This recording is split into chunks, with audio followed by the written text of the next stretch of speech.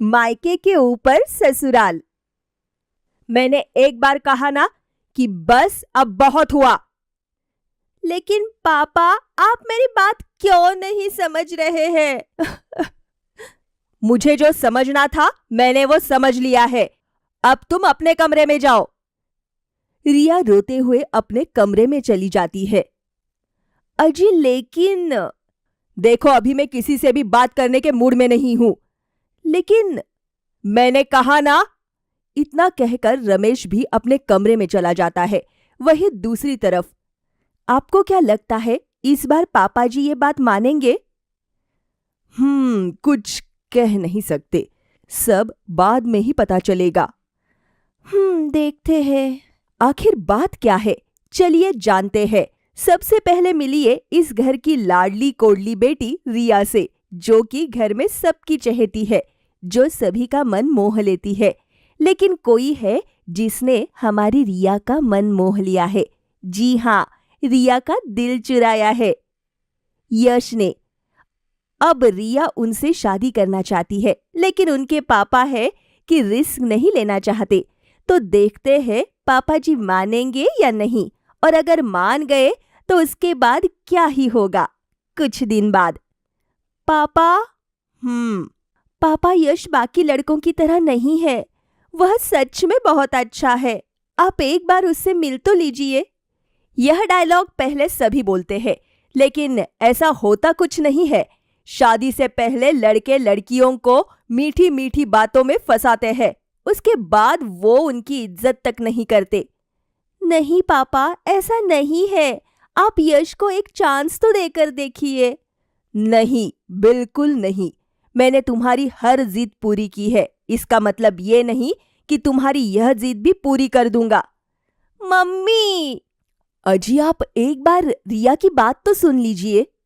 अभी सारी बात मैंने नहीं सुनी तो क्या किसी भूत ने सुनी है? मेरा मतलब है कि उसकी बात समझने की कोशिश कीजिए।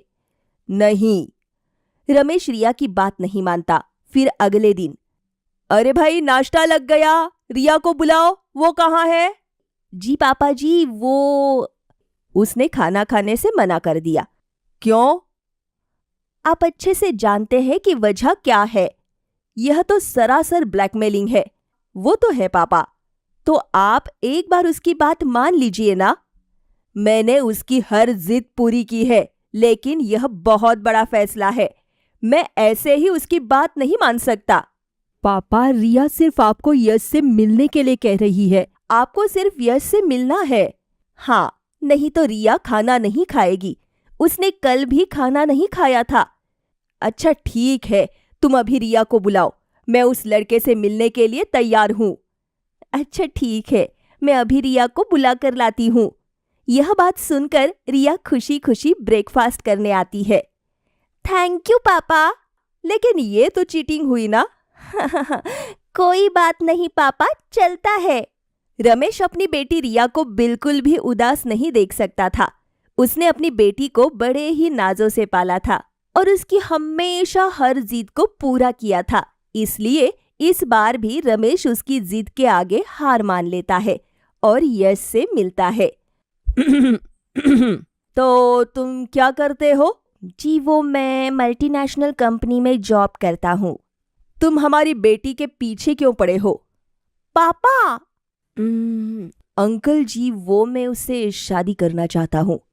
मैं अच्छे से जानता हूँ, तुम लड़के शादी से पहले लड़कियों को अपनी मीठी मीठी बातों में फंसाते हो और उसके बाद उन्हें रुलाते हो।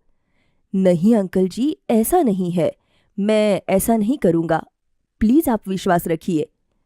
लेकिन भरोसा टूटते देर नहीं लगती। अच्छा ठीक है, मैं तुमसे मिल लिया। अब तुम यहाँ से जा सकते हो। लेकिन अंकल जी। तब रमेश यश को वहां से भेज देता है। पापा, ये आपने क्या किया? क्या बेटा, मैंने तुम्हारे कहने से इससे मिल तो लिया। हाँ, आप तो सिर्फ फॉर्मेलिटी कर रहे थे, लेकिन मैं आपको पहले ही बता दूं कि मैं अगर शादी करूंगी तो सिर्फ यश से ही, वरना किसी से भी नहीं। अरे बेटा। पापा, यश सच में बहुत ही अच्छा लड़का है और मेरी खुशी उसी के साथ रहने में है। फिर अगले दिन नमस्ते अंकल जी। अच्छा यश, तुम चाय लो। जी। रमेश यश को घूर रहा था, इसलिए उसने जो चाय का कप उठाया था उसे वापस नीचे ही रख देता है। अच्छा, पहले तो तुम मुझे ये बताओ कि मैं कैसे विश्वास करूं कि तुम शादी के बाद मेरी बेटी को खुश रखोगे। मैं आपको अपनी जबान देता हूं अंकल जी कि मैं रिया को हमेशा खुश रखूंगा। वो नहीं चाहिए। क्योंकि जबान का क्या ही भरोसा, इसलिए मेरी एक शर्त है। अजी शर्ट वगैरह की तो बाद में बात कर लेंगे, अभी आप शादी की बात कीजिए। हाँ हाँ हाँ। सॉरी, भाग्यवान शर्ट नहीं शर्त। ओह, कैसी शर्त अंकल जी? देखो, मुझे ये लव मैरिज वगैरह इन सब पर ज्यादा भरोसा नहीं है, इसलिए शादी के बाद तुम्हें हमारे घर के आसपास ही रहना होगा। कल को कुछ गड़बड़ हो जाए तो हम अपनी बेटी का ध्यान तो रख सकते हैं। लेकिन अंकल जी, अगर तुम्हें यह शर्त मंजूर है तो तुम मेरी बेटी से शादी कर सकते हो। ठीक है, मुझे आपकी हर शर्त मंजूर है। इस तरह रमेश सबके मनाने से और रिया की जिद के बाद यश और रिया की शादी के लिए मान जाता है। तो बस फिर उस दिन से यश भी एक घर की तलाश में निकल पड़ता है, क्योंकि उसे अपने ससुर जी की शर्त जो माननी थी। लेकिन बेचारा यश जो भी घर रमेश को दिखा था तो रमेश उसे रिजेक्ट कर देता। नहीं बेटा, मुझे वो घर देखने की जरूरत नहीं है। लेकिन क्यों? यह घर तो आपकी पिछली गली में ही है। अरे बेटा, अब इतनी दूर मैं कैसे आ पाऊंगा? लेकिन अंकल जी, यह घर तो सबसे ज्यादा नजदीक है और अब तो वहां पर कोई ऐसी जगह भी नहीं बची है जिसे अब तक आपने रिजेक्ट ना किया हो। तो इसमें मैं कुछ नहीं कर सकता बेटा। इतना कहकर रमेश फोन काट देता है। तब यश रिया के पास कॉल करता है। रिया, अब मैं क्या करूं? अरे लेकिन पापा की शर्त को पूरा करना ही होगा। पापा ने सिर्फ हमसे एक ही चीज मांगी है। कहीं तुम्हारे पापा ये सब जानबूझकर तो नहीं कर रहे ताकि हमारी शादी ही ना हो? अरे नहीं यश, ऐसा नहीं है। अगर मेरे पापा ने एक बार शादी के लिए हाँ कर दी तो उन्होंने सोच समझ कर ही हाँ की होगी। अब तक मैंने जो भी कहा है उन्होंने मेरी सभी विशेष पूरी की है। वो अपनी बात बोलकर अपनी जुबान से नहीं मुखरते। हाँ रिया, तुम चिंता मत करो, मैं सबसे नजदीक घर ढूंढने की कोशिश करूंगा। रमेश भी रिया के लिए बहुत परेशान था, उसे भी कुछ समझ नहीं आ रहा था। फिर तभी रमेश को एक आइडिया आता है और वह यश को घर पर बुलाता है। जी अंकल जी, कहिए। तुम शादी के बाद हमारे ऊपर वाले फ्लोर पर रह लेना। क्या क्या? लेकिन अंकल जी, देखो बेटा, मैंने बहुत सोचा, लेकिन इससे ज्यादा नजदीक मुझे और कुछ नहीं मिला। ऐसा है कि अभी मुझे कोई भरोसा नहीं है, इसलिए अगर तुम्हें ये बात मंजूर है तो तुम मेरी बेटी से खुशी खुशी शादी कर सकते हो। हाँ, बट हम यहाँ ऐसे रहेंगे तो सबको बहुत अजीब लगेगा। किसी को कुछ अजीब नहीं लगेगा, यह मेरा फैसला है। थोड़ी देर सोचने के बाद यश, अच्छा ठीक है, मैंने आपकी यह शर्त मान ली, लेकिन आपको भी मेरी अब एक बात माननी होगी। देखो, मुझसे ज्यादा उम्मीद करने की जरूरत नहीं है। मैं तुम्हें अपनी बेटी दे रहा हूँ, वही सबसे बड़ी बात है। जी अंकल जी, यही मेरी लाइफ की सबसे बड़ी खुशी है। लेकिन अगर हम आपके फर्स्ट फ्लोर पर रहेंगे तो मैं उस फ्लोर को खरीदूंगा। लेकिन पापा, हमने आपकी शर्त मानी, जबकि आपने पहले कहा था कि आसपास घर लेना है। लेकिन फिर आपने उसमें बदलाव किया और हम भी फ्लोर पर रहने के लिए मान गए हैं। इसलिए अब आप भी यश की ये बात मान लीजिए। जी अच्छा ठीक है। इस तरह सभी एक दूसरे की शर्त मान लेते हैं और आखिरकार फाइनली यश और रिया की शादी हो जाती है। गृह प्रवेश के समय, अरे क्या जमाना आ गया है। अब ससुराल जाने के लिए हर बार लड़की को पहला कदम मायके में रखना होगा। तुमने बिल्कुल सही कहा। कोई बात नहीं आंटी, आपको इतनी चिंता क्यों हो रही है? मेरा पहला कदम मेरे घर में ही होगा, आपके घर में नहीं। हमें क्या? कोई बात नहीं बेटा, अब तुम ऊपर अपने ससुराल जाओ। तब रिया देखती है कि रजत और रमेश की आंखों में आंसू थे। पापा, आप क्यों रो रहे हैं? बेटी की विदाई पर एक पिता को रोना ही आता है बेटा। अरे पापा, मैं तो बस ऊपर ही जा रही हूँ, सुबह ही आपसे मिलने आ जाऊंगी। और भैया, आप भी पापा को समझाने की बजाय खुद रो रहे हैं। बहना, मुझे तो तुम्हारे ससुराल वालों पर तरस आ रहा है। क्यों? वो तो आगे ही पता चलेगा। इस तरह रिया की विदाई हो जाती है और वह नीचे से फर्स्ट फ्लोर पर आ जाती है। उप्स, यानी वो अपनी मायके से ससुराल आ जाती है। आजा बहू, गृह प्रवेश कर। जी। गृह प्रवेश होने के अगले दिन। अरे, इतनी सुबह सुबह कौन गेट बजा रहा है? रुको, मैं जाकर देखता हूँ। नींद में पवन देखता है तो दरवाजे पर रमेश था। अरे समधी जी, आप? जी, रिया बिटिया ठीक तो है ना? जी भाई साहब, रिया बेटा तो अभी सो रही है। वो क्या है ना, अभी तो सुबह के सिर्फ 5 ही बजे है और शादी में सभी बहुत ज्यादा थक गए हैं। जी ठीक है, मैं बाद में आ जाऊंगा। रमेश वहां से चला जाता है। फिर कुछ घंटों बाद। नमस्ते पापा जी। पापा? जी, अब मैं ऑफिशियली आपका दामाद बन गया। तब वहां पवन आता है। आप फिर रिया से मिलने आए हैं? जी, आइए। रमेश अंदर आ जाता है। बेटा, तुम ठीक तो हो ना? हाँ पापा। अगर कोई परेशानी हो तो मुझे बता देना, डरना मत। हाँ पापा, ठीक है, अब आप जाओ यहाँ से। रिया जैसे तैसे रमेश को वहां से भेज देती है। अब रमेश का जब भी मन करता वह रिया को देखने ऊपर पहुंच जाता था। फिर एक दिन रमेश को ऊपर से बहुत ज्यादा शोर आ रहा था। तब रमेश ऊपर जाता है और दरवाजा खटखटाने लगता है। उसके बाद यश दरवाजा खोलता है। रिया कहाँ है? बताओ मुझे। अंदर है। रमेश दौड़कर रिया के कमरे में जाता है। अरे रिया बेटी, क्या हुआ तुम्हें? जल्दी उठो। तभी वहां यश भी आ जाता है। तुमने क्या किया रिया के साथ? वो उठ क्यों नहीं रही है? पापा जी, मैंने कुछ नहीं किया। झूठ मत बोलो। अरे पापा जी, मैं सच कह रहा हूं।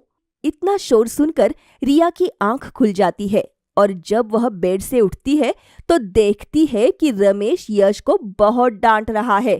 अरे पापा, आप यहाँ क्या कर रहे हैं? मेरी बच्ची, शुक्र है तुम्हें होश आ गया। तुम ठीक तो हो ना? मुझे क्या हुआ था? तुम मुझे बताओ, इसने तुम्हें कुछ कहा तो नहीं? रिया को कुछ समझ नहीं आ रहा था। तब यश उसे सारी बात बताता है। अरे पापा, ऐसा नहीं है, मैं तो बस सो रही थी। क्या? हाँ। तो शोर कहां से आ रहा था? वो तो मैं रसोई में खाना बनाने की कोशिश कर रहा था, तब मुझसे गलती से सारे बर्तन गिर गए। ओह अच्छा। हाँ पापा, आप इस तरह छोटी छोटी बात पर ऊपर मत आया करो। हाँ हाँ हाँ हाँ हाँ। उसके बाद रमेश नीचे चला जाता है। अजी, अब तो रिया हमारे घर में ही रहती है, तब भी आप उसके लिए हमेशा इतना परेशान क्यों रहते हो? ऐसा तो लगता ही नहीं कि रिया की शादी हो गई। या तो हम हमेशा ऊपर चले जाते हैं या वो हमसे मिलने नीचे आ जाती है। शाम को। मम्मी जी, मैंने सच में ऐसा नहीं किया। बहू, अगर तूने ऐसा नहीं किया है तो मुझे सच बता दे। लेकिन मैं आपसे झूठ क्यों बोलूंगी मम्मी जी? अपनी गलती छुपाने के लिए। ऐसा नहीं है। रिया नीचे आती है। क्या बात है मम्मी? अरे, तेरी भाभी ने इतने जरूरी कागज इस बक्से में रख दिए थे और उन्हें भूल गई थी। लेकिन मैंने कहा ना मम्मी जी कि मैंने कागज बक्से में नहीं रखे। आपको तो पता ही है, मैं बक्से में कुछ नहीं रखती। अरे कोई बात नहीं भाभी, इस तरह बात बढ़ाने का क्या फायदा? आपने गलती की है तो मान लीजिए। वही तो। उसके बाद सुमन वहां से चली जाती है। अच्छा मम्मी, रात को जो सब्जी बनेगी वो ऊपर भेज देना। ठीक है। शाम को। जब भी मेरी और मम्मी जी की कोई बात होती है तब रिया बीच में आती है और मम्मी जी की ही साइड लेती है। जबकि सब अच्छे से जानते हैं कि मम्मी जी को भूलने की बीमारी है और वह खुद सामान रखकर भूल जाती है और दूसरों को बोलती है। ऐसा लगता ही नहीं कि रिया अपने ससुराल गई है, वह हर वक्त यही रहती है।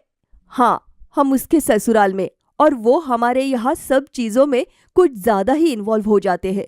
थोड़ी प्राइवेसी होना भी जरूरी है, लेकिन कोई बात नहीं, हमें एडजस्ट करना चाहिए। ये भी है।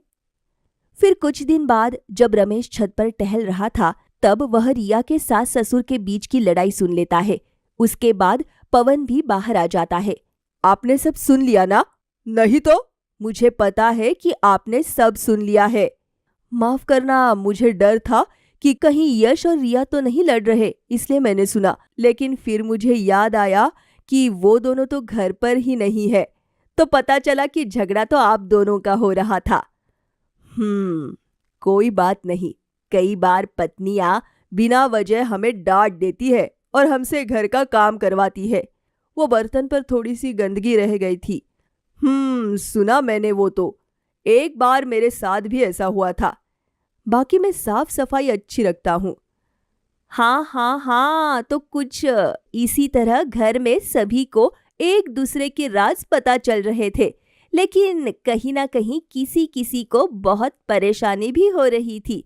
जब भी कोई छोटी सी बात होती तो वो रिया को देखने ऊपर पहुंच जाते या रिया नीचे आकर उनकी बातों में दखल अंदाजी करती थी। इसी तरह कुछ साल बीत जाते हैं। अब रिया प्रेग्नेंट थी। अरे बेटा, अब रिया ना नीचे ही रहेगी। इस हालत में उसका बार बार ऊपर नीचे करना अच्छा नहीं होगा। ठीक है पापा जी। शाम को, बस मम्मी, अब मैं थक गई, अब मैं और नहीं खा सकती। अरे बेटा, खा लो। अरे हाँ बेटा, इस समय तुम्हारा अच्छे से खाना बहुत जरूरी है। तुम्हें अपना ज्यादा ध्यान रखना चाहिए। लेकिन मम्मी जी, सच में मेरा पेट भर गया है, मेरा और खाने का मन नहीं कर रहा। अरे कोई बात नहीं, रिया बाद में खा लेगी। उसे इतना खिला खिला कर परेशान मत करो। हाँ भाई। इस तरह सभी रिया का बहुत अच्छे से ध्यान रखते थे। फिर कुछ महीनों बाद रिया एक प्यारी सी बेटी को जन्म देती है। देखो तो कितनी प्यारी है। हाँ, बिल्कुल मुझ पर गई है।